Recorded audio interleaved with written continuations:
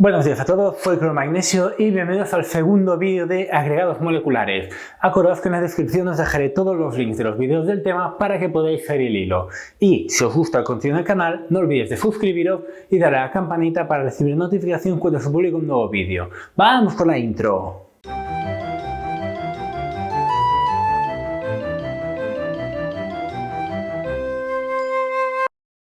Bien, en este segundo vídeo vamos a hablar de lo que son los enlaces intermoleculares. En el vídeo anterior vimos intramoleculares, que es dentro de la molécula. En este vídeo veremos intermoleculares, que es entre moléculas.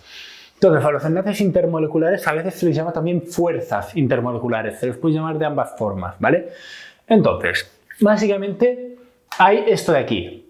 Primero, las fuerzas de Van der Waals, que se separan en dipolo-dipolo o dipolo inducido, también llamado fuerzas de London, o lo que se le llame, o lo que es el puente de hidrógeno, ¿vale? Entonces, nosotros ¿qué tenemos? Que las fuerzas de Van der Waals, primero, nosotros tenemos que estas fuerzas se producen entre moléculas. Las moléculas siempre están producidas por enlaces covalentes. Entonces, los enlaces covalentes pueden llamarse lo que se llama polares o apolares. Por ejemplo, un enlace covalente polar sería, por ejemplo, el del cloruro de hidrógeno, ¿vale? ¿Por qué? Porque nosotros tenemos que el cloro es bastante más electronegativo que el hidrógeno o tiene una mayor acumulación de carga eléctrica negativa, con lo cual esto genera, perdón, esto es un menos y esto es un más, ¿vale? Entonces, esto de aquí es como un dipolo, ¿vale? Tiene su polo negativo, su polo positivo, ¿de acuerdo? Con lo cual, esto de aquí generará una carga electrostática negativa atrayendo lo positivo y esto de aquí genera una carga electrostática positiva atrayendo lo negativo, ¿vale? Entonces, ¿qué ocurre con esto? Que entonces nosotros tenemos que si nosotros pusiéramos otra molécula de cloruro de hidrógeno justo al lado de esta, lo que ocurriría es esto de aquí. Esta segunda molécula se colocaría justo al revés de la primera, ¿vale?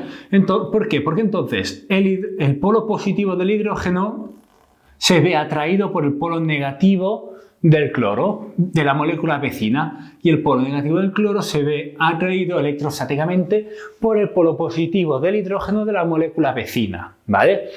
Entonces, este tipo de fuerza intermolecular es relativamente fuerte. Entonces, cuanto más exagerado sea este dipolo, más fuertes serán las fuerzas de Van der Waals en este caso, ¿de acuerdo? Es una fuerza relativamente fuerte, pero importante. Acordaos que todas las fuerzas intermoleculares son siempre mucho más débiles que las fuerzas intramoleculares. O sea, este enlace de aquí, que esto sería el Van der Waals, ¿vale? El dipolo-dipolo, es mucho más débil que el enlace covalente formado dentro de la molécula, ¿vale? Entonces, nosotros ¿qué tendremos? Que este tipo de enlaces, los intermoleculares, tienen la influencia con el punto de ebullición, punto de fusión de una molécula, ¿vale? Cuanto más fuerte sea este tipo de enlace, más alto es el punto de fusión y de ebullición, ¿vale? Entonces, esto de aquí es el dipolo-dipolo, ¿vale? Nosotros cogemos dos moléculas polares y las ordenamos, ¿vale? O se ordenan ellas de forma que los dos dipolos se pongan de acuerdo para que haya una atracción electrostática, ¿vale? Si esta molécula se hubiera colocado al revés, los dos hidrógenos se repelarían y los dos cloros se repelarían también, ¿vale? No funcionaría, ¿vale? Entonces, ahora, aquí nosotros tenemos que hay enlaces covalentes que son apolares, ¿vale? Por ejemplo, el enlace que se produce entre dos átomos de carbono, ¿vale? Cuando los dos átomos tienen misma electronegatividad o misma densidad de carga, ¿vale? O parecida, tenemos que este enlace es apolar, porque no hay uno que claramente sea el negativo y otro sea claramente el positivo, ¿vale? Entonces, ¿nosotros qué tenemos? Vamos a hacer la molécula de propano, ¿vale? CH3, CH2, CH3, ¿vale? Que es toda ella apolar, ¿vale? Fijaos que, bien como aquí sí que había un polo claramente negativo y un polo claramente positivo, por eso era un enlace polar. Aquí no, porque es eso. Si el carbono es el positivo, aquí tienes otro carbono que tendría que ser el positivo. No tiene sentido, con lo cual esto es apolar. Entonces, ¿qué ocurre si nosotros ponemos una molécula de propano al lado? ¿Vale? Entre estas dos tendría que haber alguna fuerza de atracción para mantenerlas unidas, ¿vale? Pero, ¿cuál puede ser? Porque no es un dipolo-dipolo. Entonces, aquí es lo que se genera lo que se llama un dipolo inducido. ¿Qué es eso? Vosotros imaginaos que esta molécula está rodeada de cierta densidad de carga eléctrica. Acordaos que los electrones no están localizados en puntos concretos, sino que están en movimiento constante, ¿de acuerdo? Además que los orbitales atómicos a veces son bastante grandes, ¿vale? Entonces, ¿esto qué ocurre? Que vale, tú tienes todos los electrones de esta molécula. Vamos a hablar primero de la de arriba, ¿vale? Esta molécula tiene sus electrones, ¿vale? Circulando por allí. Entonces vosotros imaginaos como si fuera una habitación, ¿vale? Y la llenáis de niños, ¿vale? Niños pequeños que corretean, ¿vale? Pongamos 4 o 5 años, ¿vale? Entonces, ¿qué tenemos? Que si tú, por ejemplo, coges la habitación, pones una línea en medio, ¿vale? Y en un momento determinado haces una foto para ver cuántos niños hay a cada lado, ¿vale? Difícilmente tendrás 10 niños y 10 niños en cada lado. Lo más probable es que ahora tengas 11 por allí y 9 aquí. 12, 8, ¿vale? O lo que sea, no está perfectamente ordenado, ¿vale? Pues aquí con los electrones que hay y con la nube electrónica sucede lo mismo. Que puede suceder que en un momento determinado, por pura aleatoriedad, aquí se genere cierta cantidad de densidad de carga negativa y por el contrario, lógicamente, aquí se genere cierta densidad de carga positiva, ¿vale? Entonces, fijaos, aquí se generaría un dipolo, pero este dipolo, como está formado de forma totalmente aleatoria, este dipolo es mucho más débil que este de aquí. Este dipolo sí que es permanente, constante. Este es inducido. Es inestable, ¿vale? Porque fijaos, si aquí esto tiene densidad de carga negativa y esto positiva, el exceso de electrones de aquí enseguida querrá irse para allá para compensar, ¿de acuerdo? Pero este dipolo es lo suficientemente estable como para afectar a la molécula vecina y que tenemos que este dipolo negativo provocará que aquí se forme una densidad de carga positiva. Y este positivo generaría una densidad de carga negativa, ¿vale? Entonces, aquí, esto de aquí, aquí esta atracción electrostática que se podría considerar como un dipolo-dipolo parecido a esta, ¿vale? Es lo que se llaman las fuerzas de London, el dipolo inducido, ¿vale? Esto de aquí es el dipolo inducido. O se le llama también fuerzas de London. ¿Vale? Entonces, claro, nosotros que tenemos que este de aquí será bastante más débil que el dipolo-dipolo, ¿vale? Porque este dipolo que se está formando aquí es muy inestable. Este de aquí es más estable. Entonces, ¿nosotros qué tenemos?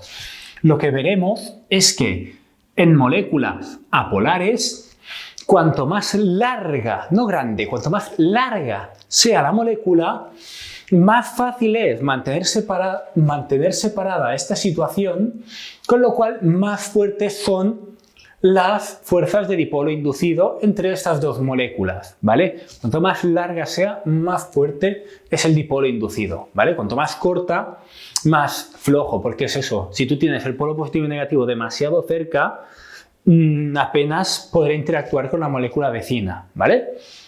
Bien, con esto ya hemos estudiado todas las fuerzas de Van der Waals. Dipolo-dipolo, cuando hay un enlace polar, y dipolo inducido o fuerzas de London, cuando hay un enlace covalente apolar, ¿vale? Ahora, el puente de hidrógeno, ¿vale? Este de aquí, de todas las fuerzas intermoleculares, es la más fuerte de todas, ¿vale? Entonces, donde se ve principalmente es en el agua, pero no voy a empezar por el agua, voy a empezar por el fluoruro de hidrógeno, ¿vale? El puente de hidrógeno siempre lo hace hidrógeno junto a nitrógeno, oxígeno y flúor, ¿vale? Solo estos. Hidrógeno combinado con uno de estos tres, ¿vale? Entonces, nosotros tenemos el átomo la molécula de fluoruro de hidrógeno, ¿vale? Entonces, si le ponemos los pares de electrones no enlazantes, nosotros tenemos que esto de aquí, dibujamos otra molécula aquí. Entonces, ¿qué ocurre? Que cuando se trata de estos átomos concretos, este flúor y este hidrógeno de aquí, lo que puede suceder es que este par de electrones no enlazante se enganche o ataque a este hidrógeno de aquí y formaría algo parecido a esto. Y luego esta molécula de flúor atacaría a otro átomo de hidrógeno de aquí, ¿vale? O sea, es como que en vez de ser moléculas perfectamente separadas, ¿vale? Por ejemplo, este hidrógeno es de este cloro y punto. Este hidrógeno es de este otro cloro y punto, no hay más, ¿vale?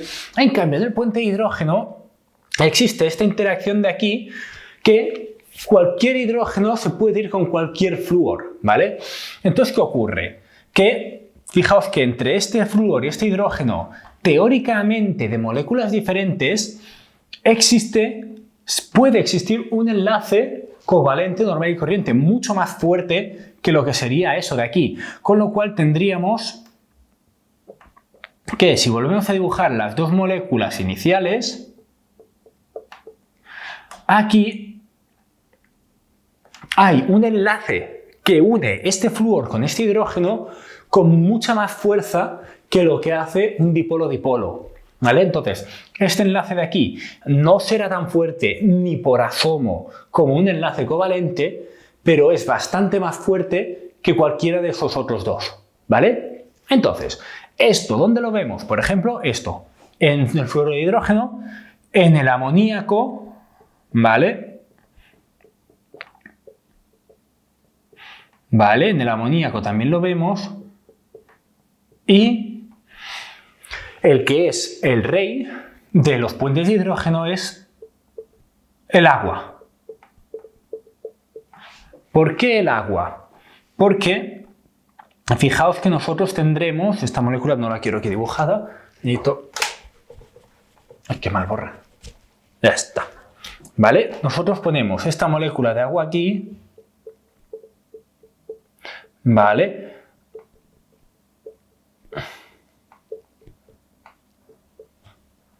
Y si nosotros dibujamos moléculas de agua vecinas, ¿vale? Esta red podría seguirla eternamente, ¿vale? Entonces, vamos a hacerla lo justo y suficiente para explicar lo que me interesa, ¿vale? Así. Tenemos que, por ejemplo, aquí, cada molécula de fluoruro de hidrógeno generaría un único puente de hidrógeno por cada molécula, ¿vale? Aquí cada amoníaco genera un único puente de hidrógeno por molécula. En cambio aquí este oxígeno generaría el doble de puentes de hidrógeno por molécula que las otras en sí. Es por eso que la molécula de agua, al generar doble puente de hidrógeno, presenta unas fuerzas intermoleculares bastante más fuertes que todos los otros puentes de hidrógeno, ¿vale? Entonces, esto es lo que es el puente de hidrógeno, ¿vale? Únicamente hidrógeno con estos elementos. ¿Qué significa? ¿Que solo estas tres moléculas pueden hacer? No. Por ejemplo, si tú coges aquí el etanol, ¿vale? El etanol puede hacer un puente de hidrógeno con otra molécula de etanol. Y no tienen por qué ser entre moléculas iguales, ¿vale? Lo que sí que es importante es que los átomos relacionados sean iguales. Por ejemplo, que sea entre hidrógeno-oxígeno o hidrógeno-nitrógeno o hidrógeno-flúor, ¿vale? Por ejemplo, las moléculas de etanol pueden hacer puentes de hidrógeno con el agua, ¿vale? Con ácidos carboxílicos también, etcétera, ¿vale? Bien, Pues con esto acabamos los enlaces intermoleculares. Entonces, punto importante antes de acabar, los puentes de hidrógeno son las fuerzas intermoleculares más fuertes que hay. Después le sigue el dipolo-dipolo y por último la fuerza intermolecular más débil que hay es el dipolo inducido, fuerzas de London, ¿de acuerdo? Bien, pues con esto acabamos el vídeo de hoy. Espero que os haya gustado y si es así, suscribiros y dadle un like. Muchas gracias.